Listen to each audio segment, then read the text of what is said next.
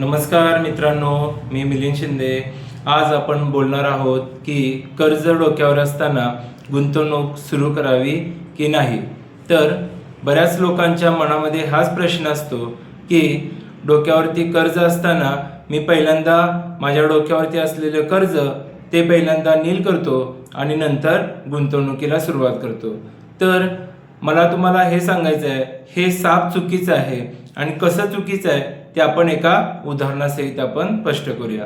तर एखाद्या व्यक्तीने घर बांधण्यासाठी किंवा अन्य कोणत्याही कारणासाठी एक 20 लाख रुपये 15 ते 20 वर्षासाठी जर कर्ज घेतला असेल आणि त्याचा जर महिन्याचा हप्ता जर 20,000 रुपये असेल, तर त्या व्यक्तीने त्या हप्त्याच्या 10% म्हणजे 2,000 रुपये जर गुंतवणूक केली तर कशा पद्धतीने त्याचा फायदा होऊ शकतो ते आपण यामध्ये बघणार आहोत।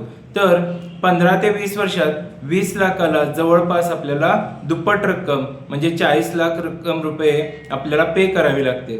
जर आपण 2,000 रुपये जर तेच डे 1 पासून म्हणजे पहिल्या महिन्यापासून सुरुवात केली तर आपल्याला जे व्याज जाणार आहे 20 लाख रुपये व्याज, ते आपल्याला आपल्या या गुंतवणुकीतून आपला पोर्टफोलिओ बनणार आहे। म्हणजे जेवढी रक्कम आपण व्याजाला देतोय ती रक्कम आपल्या पोर्टफोलिओमधून बनणार आहे। आणि ती कशी बनते हे जर आपल्याला माहिती करून घ्यायचं असेल तर तुम्ही नक्कीच मला कॉन्टॅक्ट करू शकता।